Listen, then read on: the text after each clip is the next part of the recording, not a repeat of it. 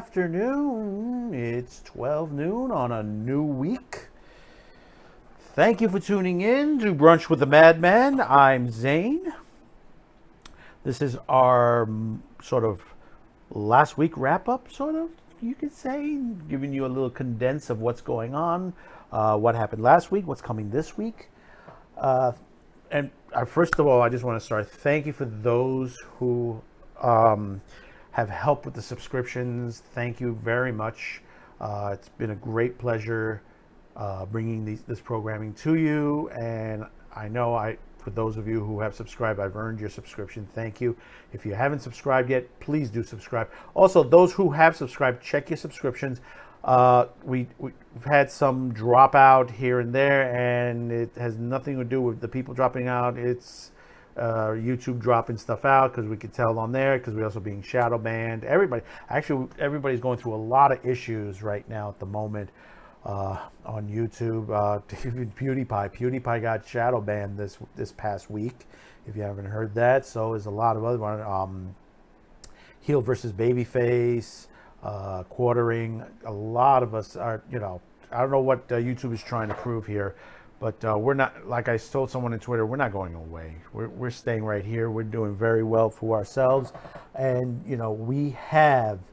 we have you to thank for it, you, the viewers on there. We've had some episodes that have done very well and others that haven't done too well because of the shadow ban.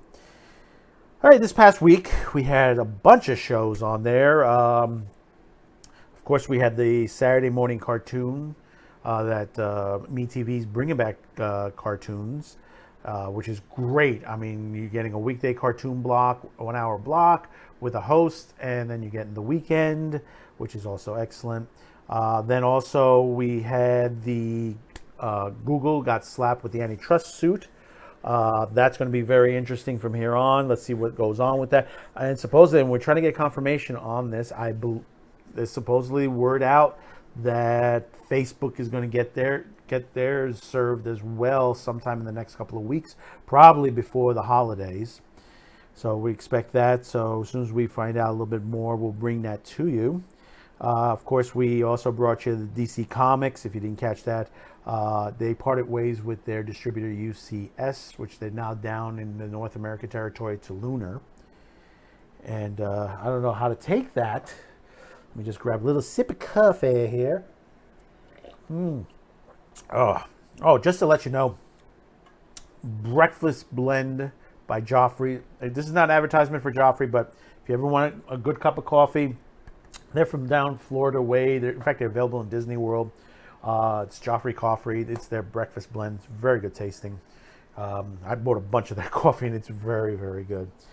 Like I said, they're parting ways with the UCS distributors, leaving Luna as far as their final distributorship. And I know they have two others overseas, which they're still dealing with Diamond overseas. Then we had one of the big stories that everyone picked up is the Australian ban on imports of anime, manga, hentai, collectibles, anything of the mature nature, which that basically, it's a shame. Someone else put on Twitter that they could ban this and put it on there, but meanwhile, Netflix Cuties is still available over there. In fact, there is a Christian church group that's trying to get it banned over there, because basically, if they could ban all this, why aren't they banning that? It's you can't have it one way. And I've been listening to a lot of the politicians over there. If you get a chance, try type in Australian ban anime in the search bar on YouTube and listen to some of these politicians. It's a political thing, because when you look back to the 80s, if you remember, I don't know if some of you are old enough to remember that, because I know I do have some young viewers on here, in the 18 to 30 range on there as well. Back in the 80s, you had, between the video game situation, the music, you had all these things, 80s to 90s, you had them all taken to court to get the labels put on them, as far as sort of like a ratings board and stuff like that. And some people got sued for their lyrics. for a bunch of artists got, and you have to go to court to try to prove it. But I'm going to try to put a show together, explain, showing you a little bit of detail of that happened. I'm trying to find some of the footage from the trials on there. I'm just trying to get the some of the information together there for you. We'll probably bring it in the next couple of weeks. And then the other thing, and we brought this on our Saturday nooner, which you'll be seeing more of those on Saturday now. We added a third day of programming. QB, the app site by Jeffrey Katzenberg, is shutting down after 6 months. They spent $2 billion on this wreck. I mean, it is literally a clone of YouTube, but a Hollywood version. I mean, how can you put something like that together?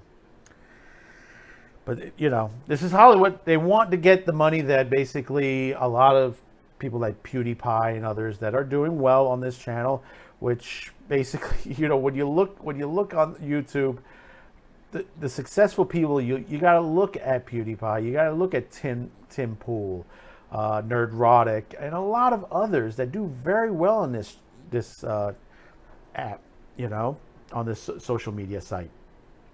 Social media site, whatever you want to call it. I call it a channel. Because basically, you get so much programming, and all you got to do is look at the ratings. I mean, just recently, you got this from the Hollywood Reporter last week on the 22nd. TV ratings, World Series stays low, ABC comedies down. You had stuff like the Goldbergs, the Connors, Blackish. They all had premieres this week. Connors did okay. A lot of the media like pushing it, saying like, it did excellent, stuff like that. You look at the numbers and you bring it down and look at it and you're like, no, it's down. They're down. Not a lot down, but they're down. I mean, I watched the episode. The episode was just depressing as hell. I mean, rehire Roseanne. That's what I tell them. The World Series at another low Wednesday, and 3 ABC comedies premiered to smaller audience than Game 2 of the World Series delivered 8.95 million viewers to Fox. Easily the most in primetime, but also for the second consecutive night, the smallest audience for a World Series game since the Nielsen started tracking total viewers since the late 1960s. Tuesday's game drew $9.2 million, along with the 2.3 rating in the key demographic adults 18 to 49. On ABC, the season premiere of The Goldbergs, 0.8 in the 1849, which is 4.13 million viewers. The Connors did 4.9 million.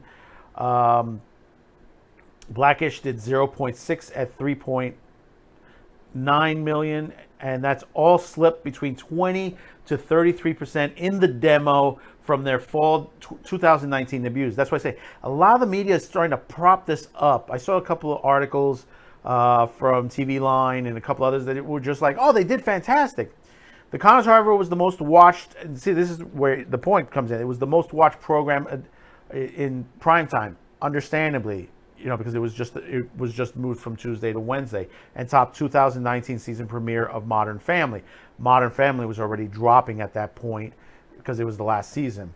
In the same time slot, about 800,000 viewers. It finished second to CBS's Big Brother 1.0. See, and that's the other thing. The live action shows like this, like Big Brother, the game shows, those are the ones that are doing very well right now. Fox News had another strong evening, finishing second to its broadcast cousin in total views in primetime. Tucker Carlson led every cable show with 5.33 million. That's 0.5 in an 18 to 49 demo. Elsewhere, The Amazing Race, 0.7, 3.3 million. The Wall, 0, and you can see here, 0.6 at 3.59 million. And American Ninja Warrior, 0.5 at 2.5 million. And those are not, most of those are not new. They're mostly repeats.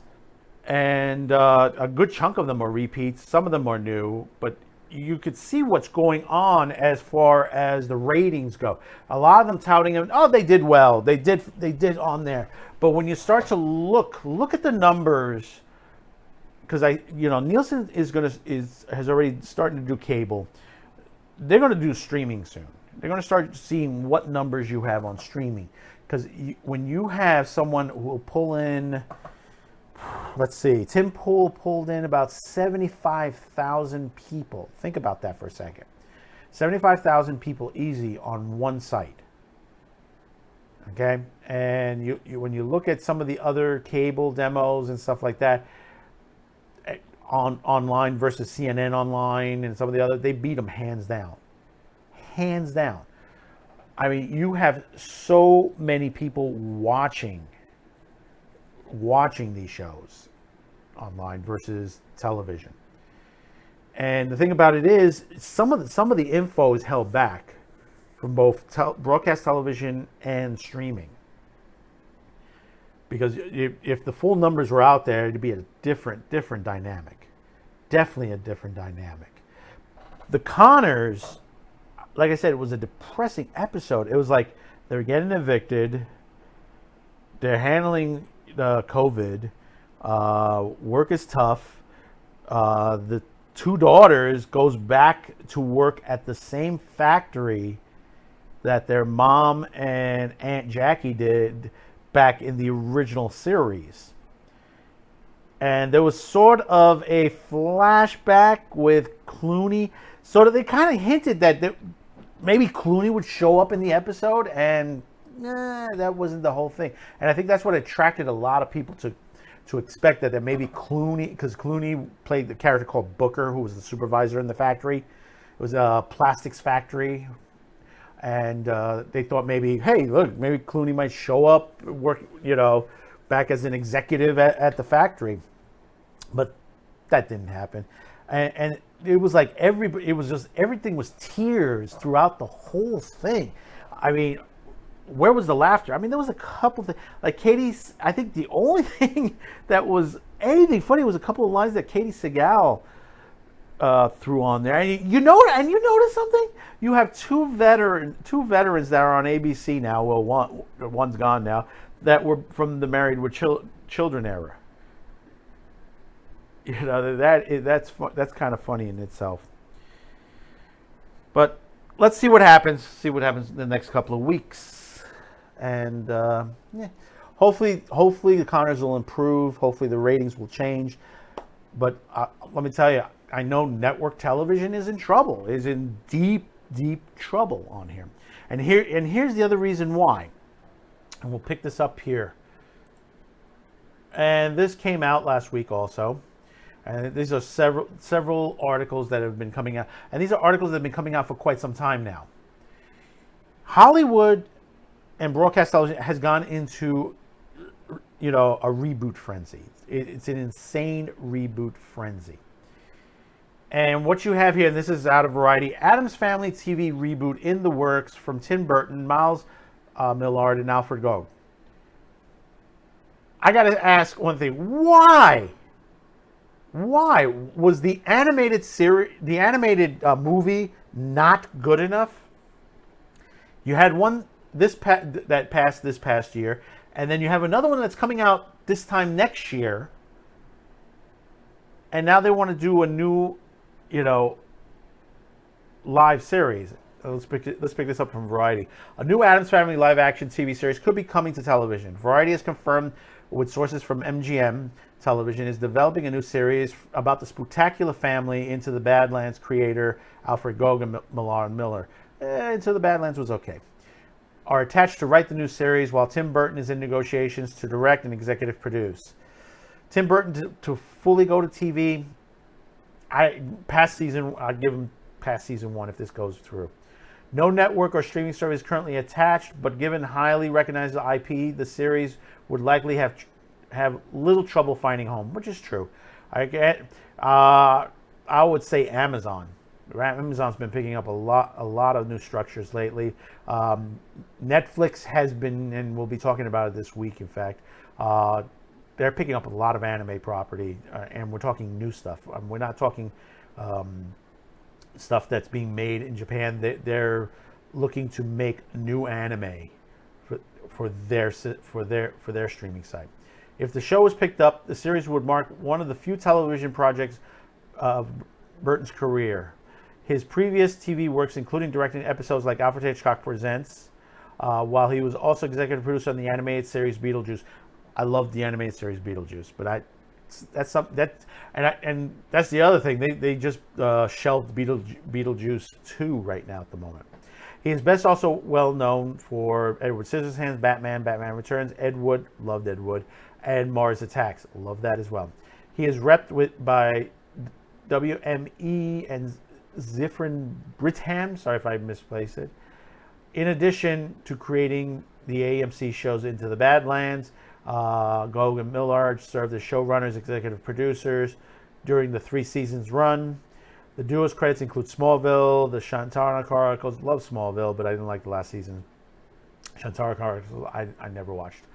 The Addams Family started out as a comic strip created by Charles Addams, with the family consisting of Gomez, Morticia, Wednesday and Pugsley, Uncle Fester, Grandma, Lurch, and the disembodied hand thing. I've always loved the original series. If you have Pluto TV, they do have it running. They have their own channel running 24 hours of the original classic one, running 24 hours a day. If you have Amazon Prime, you can watch episodes there as well. I think they have the whole series, all the seasons there.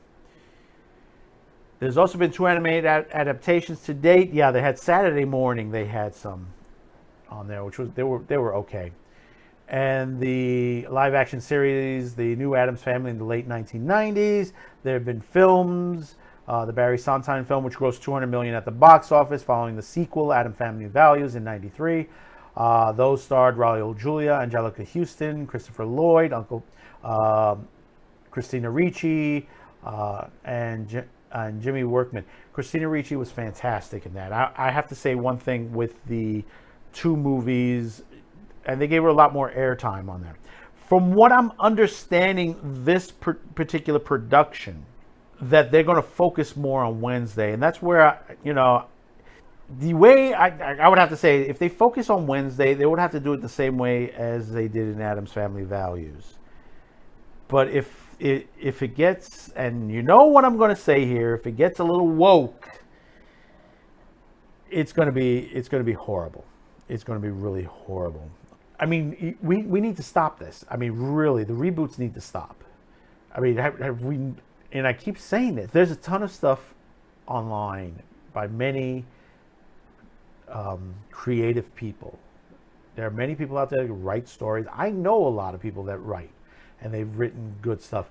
There is a site that's going on right now that they're running horror films, independent horror films right now on YouTube. They're running all of this week. King of Horror, I think it's called, Kings of Horror. And every day they're running like small independent. You can see like they have like lots, which they're running every day. They run it for that day, and then they take it down. But then it's replaced by new films. And this is stuff that's independent stuff. I saw a couple of good ones on Saturday and Sunday that were pretty good. I saw one about a tent that kills. I think it was something like that. And then some people living in the forest, and cops end up fighting with them. They're sort of like ancient warriors type. And there was like a bunch of others. There was so many films on there to take in, and they were all short. And it goes to show you, there are people out there that can make programming. This is why Hollywood is in flames. It is just literally, they just don't know where to stop on this. And here's the other half of this storyline. Dexter Return makes a lost revival most likely. Yes, that's right, folks. Dexter is coming back to Showtime. They are reviving it. The producers claim that they're going to fix the finale. I don't know how they're going to do that. You know, when they say they're going to fix the finale, I mean, I think they're getting the ideas with the Justice League movie, the Snyder Cut. And, you know, everybody wants to do a Snyder Cut. I mean, leave it alone. Just leave it alone. You know, if you want to make another Dexter, make a continuation or something like that. It's supposed to be 10 on there. Don't reboot it. Let's read from here. It's like Screen Rants. Showtime is reviving Dexter for a 9th season after its disappointing finale. An announcement opens the doors for the revival of another controversial series Lost. Dexter was one of Showtime's most successful series of all time and followed the blood splatter analyst and serial killer Dexter as he hunts down killers that had managed to evade the criminal justice system. Dexter's finale, considered one of the worst TV show endings, I can name about a dozen, of all time, and concluded with Dexter moving to Oregon and becoming a lumberjack. It's just like Game of Thrones. I mean, what are you going to go back and fix Game of Thrones too? I know people were freaking excited on that. It's done. The deed is done. Yeah, there's a lot of series. I mean, you're seeing Star Wars, Star Trek, all these movies and TV series properties. They're getting killed. You know, we already saw some problems with The Boys this season. We're hoping there's nothing wrong with The Expanse. Oh my God, if there's something wrong with The Expanse, just literally going to scream. We're seeing problems on many other series. It's incredible what Hollywood has done, the politics of the nature that they've thrown in here, checking off boxes so that, you know, they could appease to people who don't watch their product. I mean, I'm telling you, these people just sit there, just watch a minute or two and say, I don't like it. They try to chime off, well, this is missing, that's missing, this is missing, that's missing. Do you go to an art gallery and look at art and say, hey, don't like the picture, it's missing this and it's missing that? No, you don't. And probably some do on there. Dexter's revival would have been unthinkable a few years ago. Bullshit. But now Showtime has announced Dexter is returning and makes it even likely that another beloved show with a controversial ending could return as well. Lost creator J.J. Jar Jar Abrams, David Lindelof, and Jeffrey Lieber, and ended in its 2010 with a divisive series finale. Lost is credited with an ushering in an era of high-concept, big-budget television. It was good in the beginning, crap at the end, but then again, it's Jar Jar Abrams. This is the man who destroyed several different shows, several different, eras of shows, ranging all over the place, and now he's messing with another one. I mean, it is and then you have David Lindelof, who did Watchmen, which, that TV series is horrible. It is just horrible. I saw someone the other day that they were talking about the best graphic novels of all time, and this was Watchmen was one of them. He says, don't see the movie, don't see the TV series, read the book. And I agree with them. Read the book. I was okay with the first movie, and and I said to myself, how more can they advance? And Alan Moore, and I've talked about this before in another episode about Alan Moore. Alan Moore says, some of these comics were made for kids, and the ones were made for adults also. But you can't go beyond that on some of these things. You can't use it as a tool, because when you make that story, it's concentrated. If you don't have the person who wrote that story involved in your production, you're not going to get the ideology or the theme that he wanted to put in there. It's like, you're saying you got George Orwell's 1984, and that's being rebooted too, and you don't have George Orwell there. You're only interpreting, and you can see this also with Stephen King's The Shining. There are two versions of The Shining. Oh yeah. Oh wait, I got you that. Yes, there are two versions of The Shining. One, the original classic one with Jack Nicholson, and then they made a second one which was assisted with Stephen King, which explained a little bit more on the characters that were, that evolved in that book itself.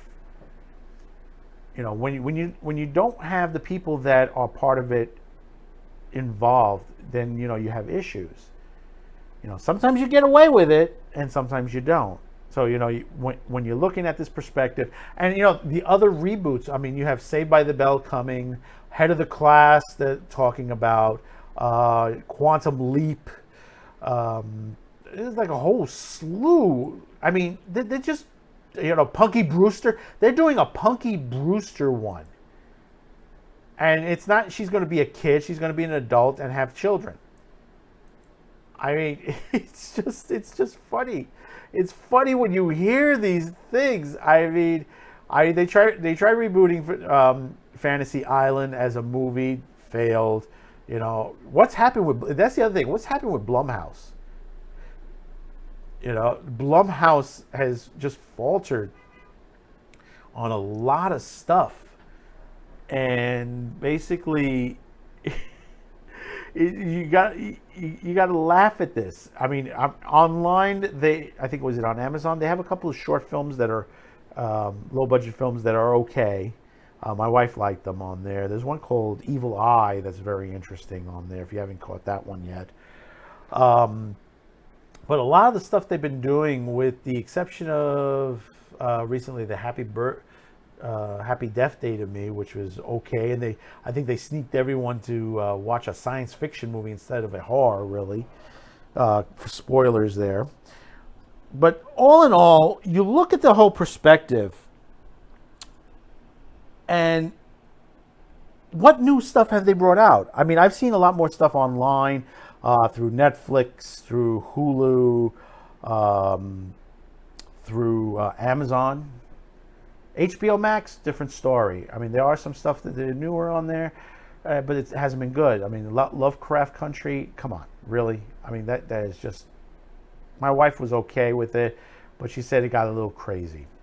And, you know, when you drift away from Lovecraft completely with this series, you know, you lose your viewers. And that same thing happened with Watchmen. You're diverted away from what Watchmen is. But Watchmen is a one and done. There's a lot of stories one and done. You know, I have my doubts with, what is it? There was a couple of other movies. With The Kingsman, you know, that was pretty much a one and done. Golden Circle, it was okay. It was a couple of funny parts, especially with Elton John. The new one coming is a little bit more interesting because they're going back, and they're not going to get as fancy, but I think that's going to change it all. And, you know, and they expect a couple of more to come out of that. And then you have the slew of Star Trek series that they're going to be working on down the line, making it even worse. The Doctor Who lines that they're trying out now, comic book, video game, that makes the Doctor, I think, evil or something crazy, something like that. I haven't really been paying attention because I don't pay attention to Doctor Who other than classic anymore, because it's just the BBC has really pissed me off. If you want to see some good stuff, excuse me, if you want to see some good stuff, go back, look for it. If you're out of the country, you'll be able to find it easy on DVD. It's harder in the US, but I believe you can see it on YouTube. The Tripods, great series, great novel, great old series on there. If you haven't seen it, it's a science fiction, like a War of the Worlds type, but man lost. It's like going into a far future where mankind has been taken to an agrarian level. In other words, technology has been eliminated. You're living on farmlands, and there are these aliens called the Tripods, and they basically control the planet. And it's about a couple of young boys who avoid being what they call capped. If you don't know what capped is, it's basically what they do is to eliminate intelligence, to dumb down the intelligence, to keep it at a certain level, so that basically there is no rebellious nature or heavy questioning or anything like nature. They eliminate it by capping the brain, by changing the neurons in the brain, sort of almost lobotomizing it. I mean, you're still you, but you change a bit. Your mood changes and everything. And these boys, they escape it and they go cross country through Europe to find a rebellion that's going on against the Tripods. It's a 3-book. The TV series doesn't finish, but I recommend watch the series and then read the last book, or read 3 books. It's plain and simple. The other one that is good on there is The Tomorrow People, and that one you can get on DVD. I own the entire series. You can still find that on DVD, several DVD sets. You can also see it on YouTube. There's a couple places on YouTube you can watch it on there. And I'm not talking about the CW version or the Nickelodeon version. Talk about reboots. This series has been rebooted not once, but twice, and both failed. Nickelodeon had their chance years ago. I think it was back in the 90s. In the 2000s, CW tried at it, failed as well. If you're not familiar with it, it is a story about certain young teens that basically they're beginning to evolve. In other words, the next level of mankind, the next evolution of mankind is happening, but in a slow pace.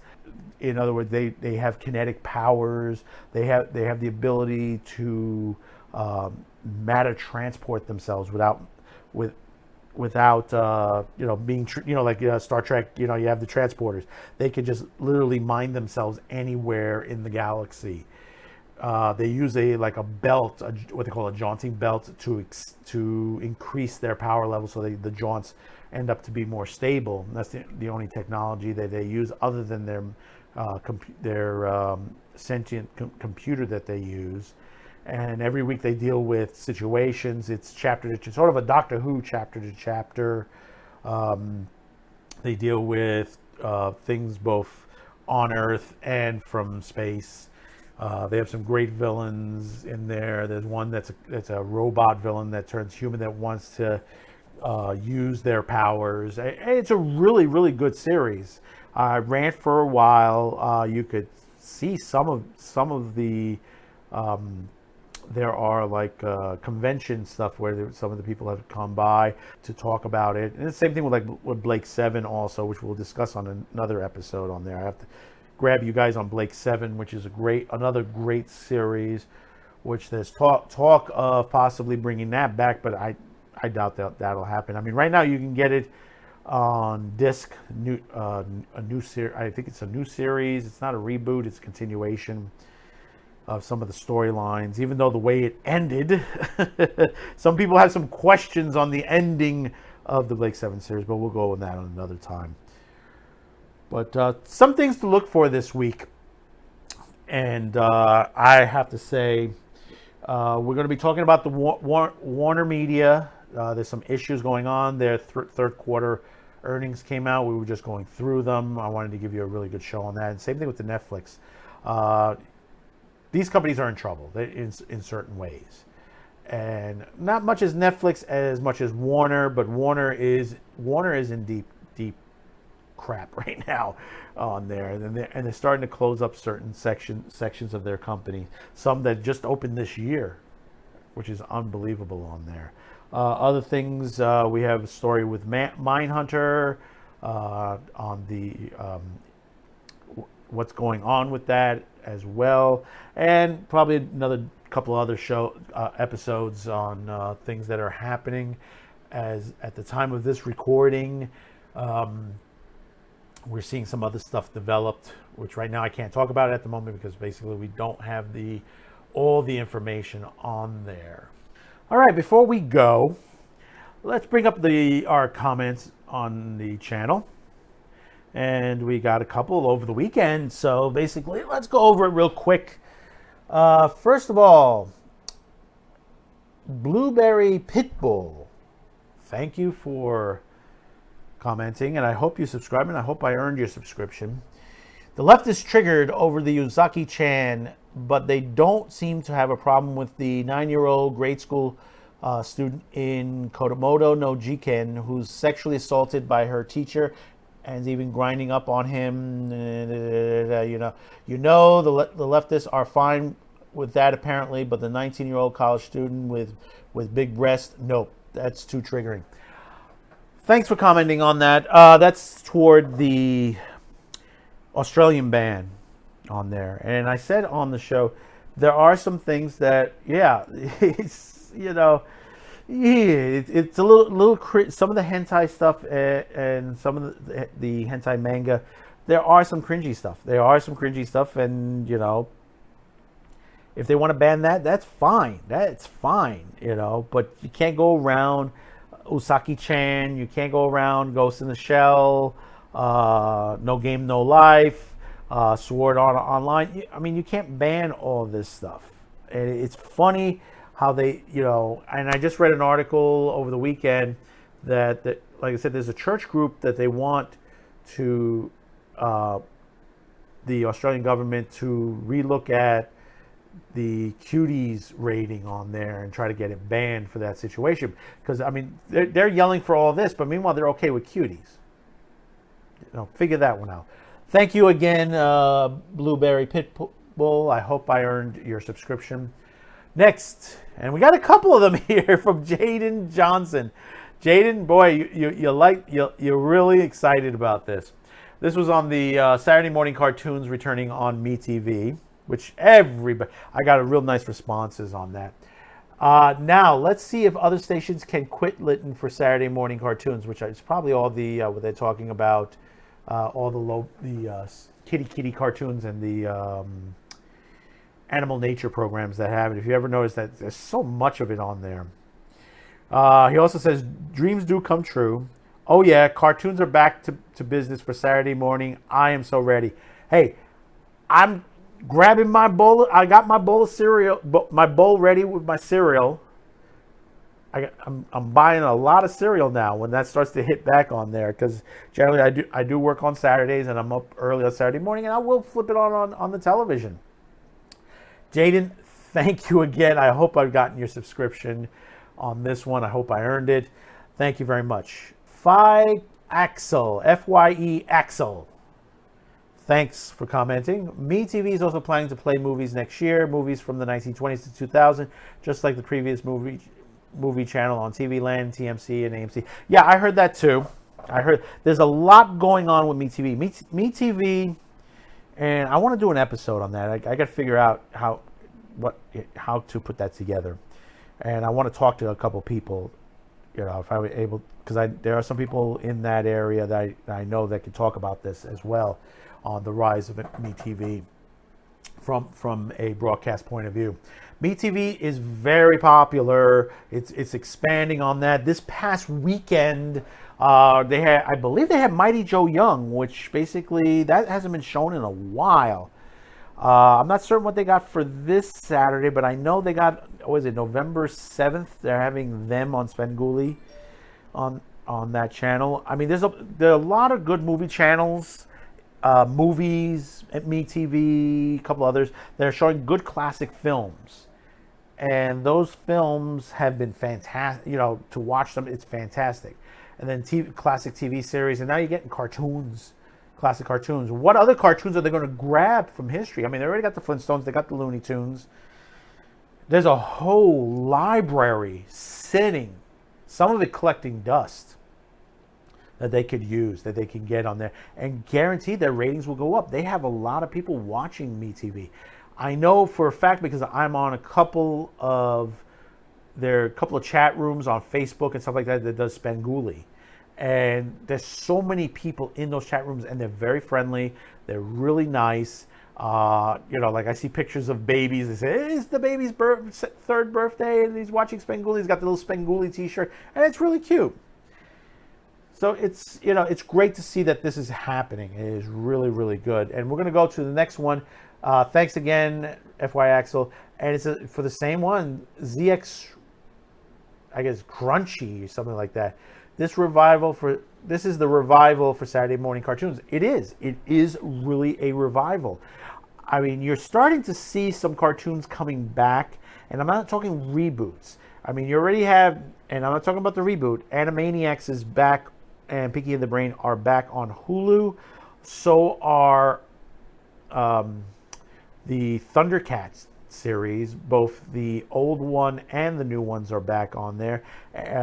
On Tubi TV, you can see the old Cops, not the Fox one. There's another one that came across, which was an animated cartoon, which was really good at the time, and it was called Cops, and it was just basically, obviously, cops against the bad guys and stuff like that. And they had over the top villains, and it was a really good show. You also Transformers, Beast Wars, Beast Machines, He-Man, She-Ra, not the new She-Ra, the old She-Ra, and not the new He-Man, which I hope the new He-Man is going to be good. And then there are various others. Go take a moment, go and check out Tubi TV, Crackle, Amazon, a couple others on there, and check out what they have as far as the animated section, and you'll be surprised on some of the stuff in there. I mean, same thing with TV series. I was just watching, I had woke up one morning and I popped on Relic Hunter with Tia Carrera. If you if you haven't seen this, it's 4 seasons. It's a real good series with Tia. If you know Tia Carrera from Wayne's World, real hot looking girl. I mean, she's really, she's doing like a Lara Croft type character on this series. Friday Night Tights were mentioning it just over Friday night also. It's a really good series. It's solid. And it ran for 4 seasons. This is about the same time, you had the Xena series, the Hercules series, all those independent, Babylon 5. You had all these independent series go on, and they were fantastic. And, when they're complaining about that there's not enough women in lead roles, they're diverting the issue, because basically they've been there. Is you got to find them, you got to look for them, because they're sitting there waiting for you to watch them. And I think that with the COVID, the one best thing with the COVID situation is that you get to see some of these older TV shows, stuff. Maybe hopefully it will help people understand everything that goes on in the world, because when you have stupidity go on, like recently with I hate to bring this up, but it is just the most hysterical thing when you hear that at the presidential debates they're talking about illegal immigration, and you have the president mentions, well, you have coyotes bringing children over. And then you go to Twitter and you see people with blue check marks, people who are intelligent. I mean, you can see because they have doctors next to them, or people in politics and stuff like that. And they say, what is he talking about? What are you talking about? The 4-legged animal bringing little children? Well, how the hell does that work? That's the most stupidest thing I've ever heard. That is the most uneducated thing. And there are tons of movies that have coyotes, which are guys who basically sneak drugs and people cross the border, and they take money for it and they bring it across the border, and they're called coyotes. It's like drug mule. If you do drug mule, the mentality is, what is it? It's a mule and you put drugs on it? No, it's a person who basically is hauling drugs into the United States. It's just basically they're trying to haul it illegally across the border. It's, like I said, hopefully people get to see some good shows. Maybe they might be able to broaden their minds, re-educate themselves, because basically a lot of stupid things are said out there. So we're going to do one more before we go. From Portar Flory, sorry if I mispronounced it. Bro, if you say that Electro Amazing Spider-Man 2 is not good, that means from the Ultimate Spider-Man is not good in your opinion? In the cartoon series with Ultimate Spider-Man, Electro is blue, my friend. And you got a wink on there. No, what I'm saying is, if you're looking at, and thank you again, thank you for commenting on that. And if I earn your subscription, thank you also. You have to look at the old Electro concepts and how Electro was in the past, where he had the lightning bolts sticking out of his head. He had the costume. And all that. He's not this blue character. Per se. He's just literally just, he's a guy in a costume like everybody else in the Spider-Man universe on there. And what it is that they've taken liberties, and throughout the decades they've changed them. I grew up with the original 60s Spider-Man. If you get a chance, I have them on DVD. Great thing to have on DVD.